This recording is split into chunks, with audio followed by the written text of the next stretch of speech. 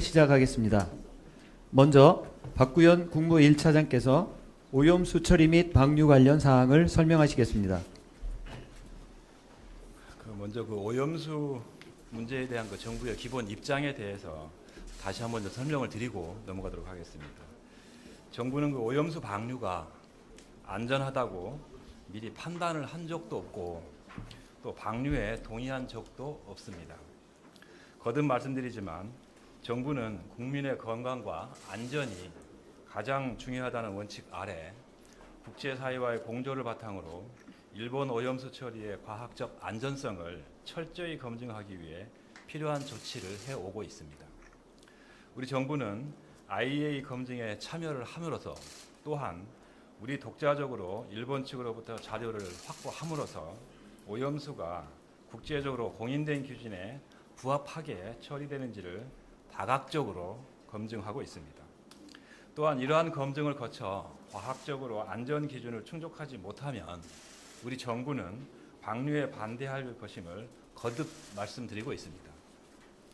이처럼 뚜렷한 우리 정부의 입장에도 불구하고 일본 정부를 대변한다는 등 우리 정부가 취하고 있는 입장과 실질적 조치를 왜곡하는 그러한 발언들이 계속되고 있는 것으로 알고 있습니다. 정부는 일일 브리핑 등을 통해 오염수에 대한 정보 부족이나 잘못된 정보 때문에 어민이나 수산업자 등이 피해를 보는 일이 없도록 최선을 다하고 있습니다. 지난주 브리핑에서도 말씀드렸습니다만 우리 정부가 일본 정부를 대변한다는 등의 왜곡은 우리 국민을 위해 최선을 다하는 관계 공무원에 대한 모욕적인 발언입니다. 이는 사실이 아님을 다시 한번 명확하게 말씀드립니다. 다음으로 일본이 오염수를 방류하게 되면 후쿠시마산 수산물을 수입하게 될 것이라는 일부 주장이 있어서 사실관계를 바로잡고자 합니다. 이미 대정부 질문 등을 통해서 여러 차례 밝힌 바와 같이 오염수 방류와 후쿠시마산 수산물 수입 문제는 전혀 별개의 문제입니다. WTO 제소와 관련하여 제기되고 있는 여러 가지 법리적인 이슈는 향후 소송이 제기될 경우 부정적 영향을 줄 수 있기 때문에 구체적으로 또 공개적으로 말씀드리기 어려운 점을 이해해 주시기 바랍니다.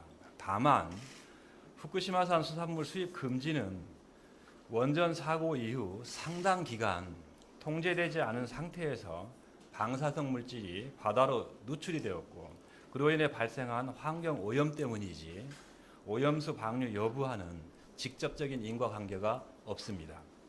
정부는 후쿠시마 인근 해역이 과학적으로 문제가 없다는 것이 국제적으로 공인되고 국민들께서도 이를 인정하실 때까지 후쿠시마산 수산물 수입 금지를 절대 해제하지 않을 것입니다. 이상입니다. 다음 송상근 해수부 차관께서 방사능 검사 강화 내용을 설명하시겠습니다. 예, 해양수산부 차관입니다. 6월 20일 기준 우리 수산물과 해역에 대한 안전관리 상황을 말씀드리겠습니다. 지난 16일과 어제 오전까지 추가된 생산 단계 수산물 방사능 검사 결과는 총 100건이었습니다. 전부 적합입니다.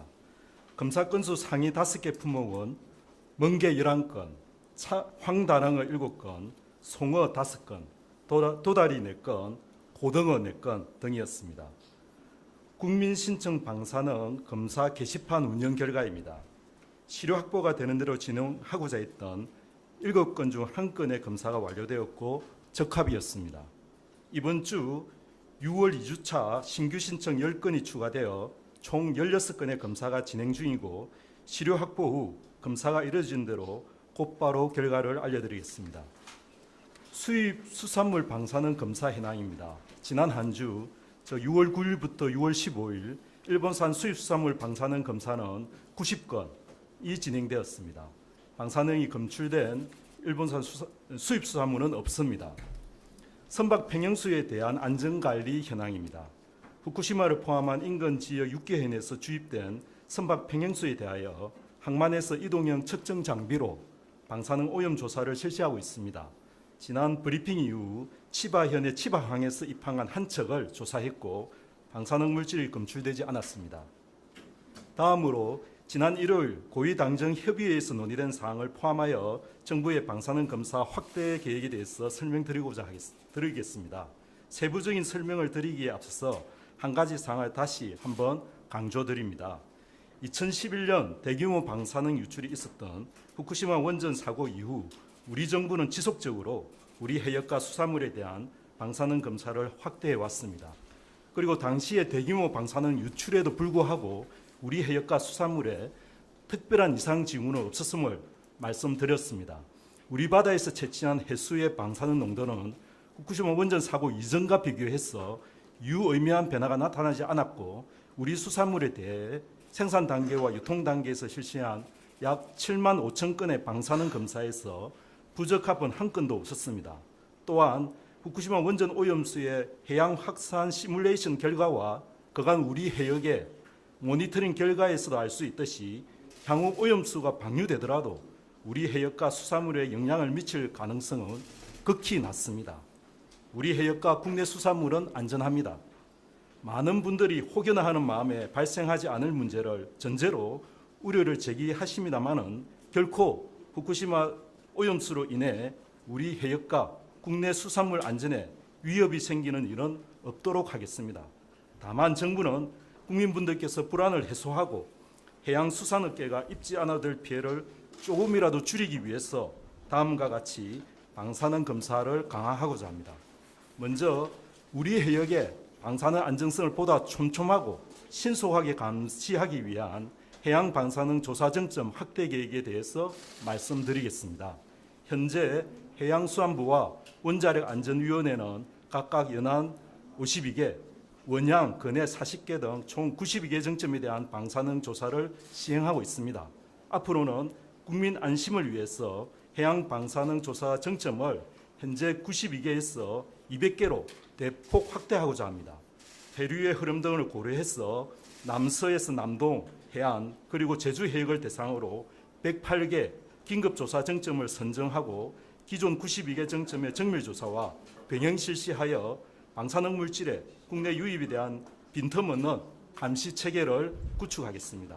또한 긴급조사 정점은 1개월에서 3개월까지 걸리는 정밀조사와 달리 신속 분석법을 적용할 계획입니다. 해수부는 월 1회, 원안위는 월 2회까지 분석, 발표 시기를 단축함으로써 국민분들께 우리 바다의 안전성에 대한 정보를 신속하게 제공하도록 하겠습니다. 더불어 후쿠시마 원전 오염수의 안전성과 국내 해역으로 유입 여부를 선제적으로 감시하기 위해서 후쿠시마 인근 공해상에 대한 방사능 조사도 매월 실시할 계획입니다. 다음으로 해수욕장 해수에 대한 조사입니다. 곧 있을 여름 휴가철을 맞아 국민 여러분들께서 안심하고 여름 휴가를 즐기실 수 있도록 부산 해운대 해수욕장, 제주도 함덕 해수욕장, 강원도 경포 해수욕장 등 우리나라 대표 해수욕장 20개소에 대해서 개장 전에 방사능 긴급조사를 시행하고자 합니다. 아울러 만약 오염수가 방류되더라도 대표 해수욕장에 대해 매주 방사능 분석을 시행하고 공개하여 국민분들께 안심하고 해수욕장을 이용하실 수 있도록 철저하게 관리하겠습니다. 다음으로 수산물에 대한 방사능 검사입니다. 현재 수산물은 생산 단계 그리고 유통 단계로 나누어서 방사능 검사가 실시되고 있습니다. 다만 신선식품인 수산물의 유통 속도가 문제인 만큼 생산 단계 방사능 검사를 집중적으로 강화할 계획입니다. 먼저 정부는 생산 단계 방사능 검사 장비를 현행 29대에서 순차적으로 신세대까지 늘릴 계획을 가지고 있습니다. 여기에 더해서 적극적으로 활용이 가능한 정부 인정을 받은 민간기관의 검사 장비를 통해서 생산 단계 방사능 검사를 확대할 계획입니다. 현재 민간기관의 17대 장비 활용을 협의 중에 있으며 예산 범위 내에서 최대한 많은 검사를 의뢰할 계획입니다. 또한 마트나 시장 등 유통 단계에서도 안심하고 수산물을 이용하실 수 있도록 총 69대의 방사능 검사 장비를 운영 중이고 금년 중에 6대를 추가로 확보할 계획입니다. 다음으로 수산물 위판장 검사에 관한 기본 방향에 대해서 말씀드리겠습니다. 국내에서 위판되는 물량의 약 80% 이상을 43개소 위판장에서 점유하고 있어서 여기에서 위판하는 수산물에 대하여 방사능 검사를 합니다. 지금도 국립수산물품질관리원과 관할 지자체에서 2011년부터 계속 위판장 수산물 방사능 검사를 하고 있습니다만 앞으로 시행할 방사능 검사는 유통 전에, 즉 다시 말해서 경매가 시작되기 전에 검사를 완료할 계획입니다. 우선 특정 시기에 어선들이 조업하는 해역과 잡는 품목을 사전에 파악해서 그중 어느 한 어선이 입항하면 그 배에서 잡은 품목 시료를 채취하여 검사하게 됩니다.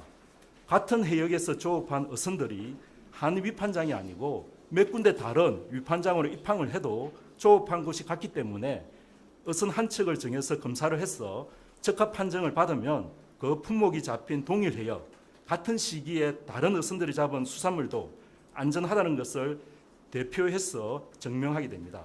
이런 방식으로 위판장별로 어느 요일은 고등어 검사, 어느 요일은 발치를 하는 식으로 검사를 하게 됩니다.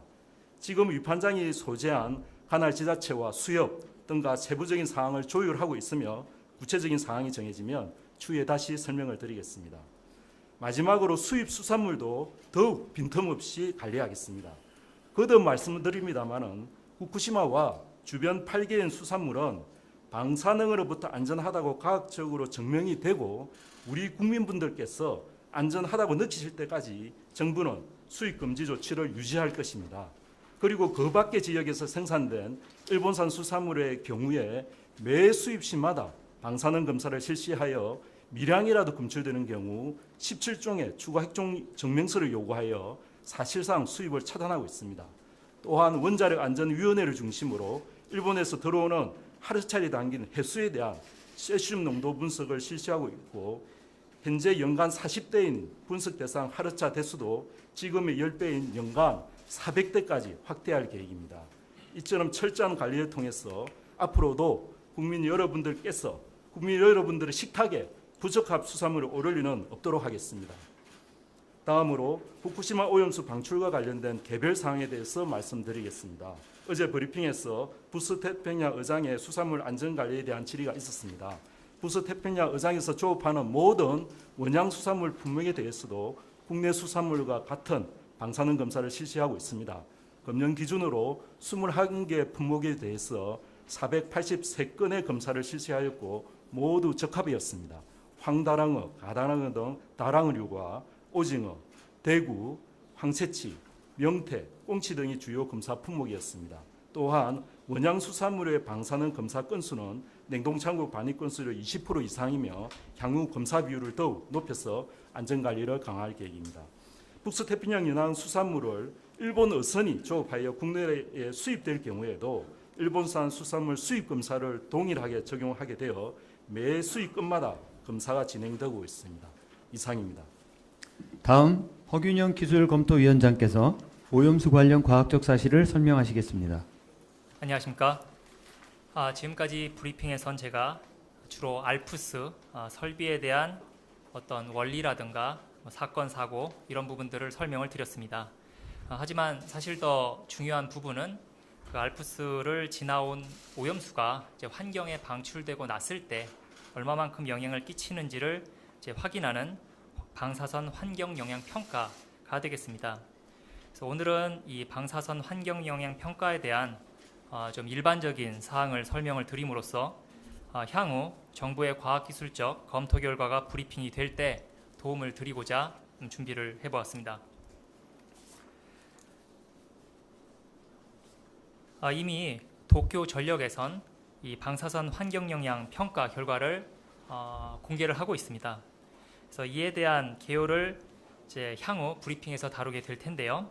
말씀드린 것처럼 평가 결과가 워낙 방대하고 기술적인 요소들이 많기 때문에 그런 부분 위주로 좀 설명을 드리도록 하겠습니다.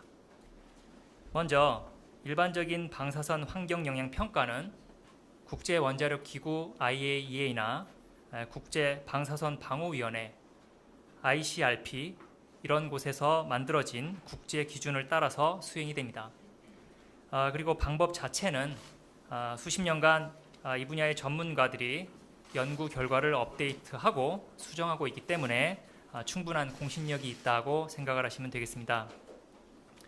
먼저 영향평가의 첫 단계는 소위 방사선언항 혹은 선언항, 방사성 핵종의 사고 시 방출되는 방사성 핵종의 종류와 양이라고 생각을 하시면 될 텐데요.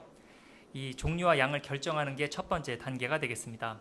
그래서 예컨대 삼중수소 양이 얼마나 방출이 되겠나, 이런 부분이 첫 번째 단계입니다. 다음으로는 사람에 미치는 영향과 환경, 즉 동식물에 미치는 영향을 유사하지만 조금 다른 관점에서 계산을 합니다. 이를테면 사람은 방사선 핵종이 선정이 되고 나면 그 핵종이 어떤 경로로 확산이 되고 이동을 하고 축적이 되는지, 이런 부분을 고려를 합니다. 이번 경우에는 특히 해양에서의 어떤 움직임 분석이 중요하다는 것을 이해하실 수 있겠습니다. 다음은 그렇게 이제 퍼져나간 방사선 핵종이 어떤 방법을 통해 피폭되는지 확인하는 겁니다. 사람한테 어떻게 영향을 주는지를 확인을 합니다. 이를테면 방사성 물질이 외부에 있어도 이제 감마선이라든가 이런 걸 통해서 직접 피폭이 가능하고요. 섭취하거나 호흡하는 이런 방법으로도 피폭이 가능합니다. 이 사람도 워낙 다양하기 때문에 대표인이라는 개념을 좀 설정을 합니다. 그래서 대표인은 핵종이 이동되고 피폭되는 그런 방법을 고려했을 때 가장 피해를 많이 볼 수 있는 집단이라고 생각을 하시면 되겠습니다. 어업에 종사하시는 분들이라든가 해안에 사시는 분들, 이런 분들이 이제 대표인으로 설정이 될 수 있겠습니다. 즉 이와 같은 절차는 계산에 있어서 보수적인 가정을 하는 것입니다. 그러고 나면 이제 대표인에 대한 선량 평가를 수행을 합니다. 이제 선량 평가를 하고 나면 이제 나오는 수치가 저희가 알고 있는 연간 방사선 피폭 기준치인 1mSv가 되느냐 안 되느냐, 이와 비교를 해서 결정을 하게 됩니다. 한편 동식물의 경우는 방법은 유사하지만 대표인 대신에 평가 대상으로 하는 좀 종을 설정을 해서 수행이 됩니다. 예컨대 ICRP에서는 대표종으로 편평어, 생선 종류, 개, 갈조류 등을 제한하고 있습니다. 이들에 대한 피폭량을 계산을 하고 마찬가지로 기준치와 비교하는 과정을 지나가게 되겠습니다. 피폭 경로와 관련해서 한 가지 더 말씀드리면, 이 사람이 대부분의 해양 활동과 관련된 외부 피폭, 그리고 해산물 섭취 등에 의한 내부 피폭 등은 모두 고려가 되고 있다라고 말씀을 드리겠습니다. 그리고 해산물 섭취 시에는 지난 브리핑 때 잠깐 말씀드렸던 유기결합 삼중수소의 어떤 비율도 일정 부분 가정을 해서 넣고 있다는 말씀도 드립니다. 여기까지 이제 계산이 준비가 되면 실제 피폭 양을 계산을 하는데요. 이 부분도 좀 복잡하긴 합니다만 일반적으로 좀 고려하시는 그런 사항은 모두 다 포함되어 있다고 말씀드리겠습니다. 예컨대 이 섭취와 관련된 계산을 한다면 해산물을 연간 어느 정도나 섭취하는지, 그 다음에 그 해산물 각각에 어느 정도의 방사성 물질이 들어있는지, 그리고 좀 언론에도 나오고 했지만 이제 생선이라 이런 것들이 이제 좀 큰 생선으로 넘어가면 농축이 된다, 이런 표현이 있었는데요. 그와 같은 농축, 먹이 사슬을 지나가면서 생기는 농축에 대한 부분도 일종의 보정 계수, 좀 숫자를 이용해서 교정을 합니다. 그리고 똑같은 방사선을 받더라도 사람이 예를 들면은 신체, 피부에 받느냐 아니면은 주요 장기에 받느냐, 이런 거에 따라서 방사선 영향도 달라질 수 있는데요. 그런 부분까지도 반영할 수 있는 소위 선량 환산 계수, 이런 것도 고려를 합니다. 그리고 방사선을 받는 사람이 이제 연령대도 고려를 합니다. 어린이라든가 성인이라든가 이런 걸 구분해서 받고요.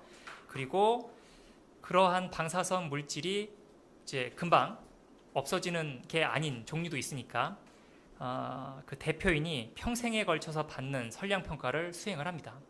그러니까 모든 상황을 고려하고, 그 다음에 사람도 모든 어떤 여건을 감안을 해서 결과적으로 방사선 환경 영향 평가가 수행되고 있다는 말씀을 좀 개략적으로 드리겠습니다.